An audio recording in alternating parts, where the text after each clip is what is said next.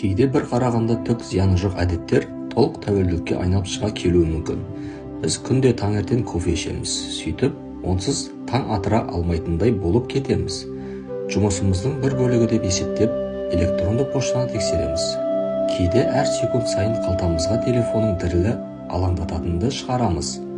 Осы түкке тұрғысыз әдеттер тез арада біздің өмірімізді басқара бастайды. Ұсақ-түйек тілектер мен қызығушылық біздің еркіндігімізбен, өз бетімізбен әрекет етуді шектеп қана қоймай, ой санамызды билеп алуы мүмкін.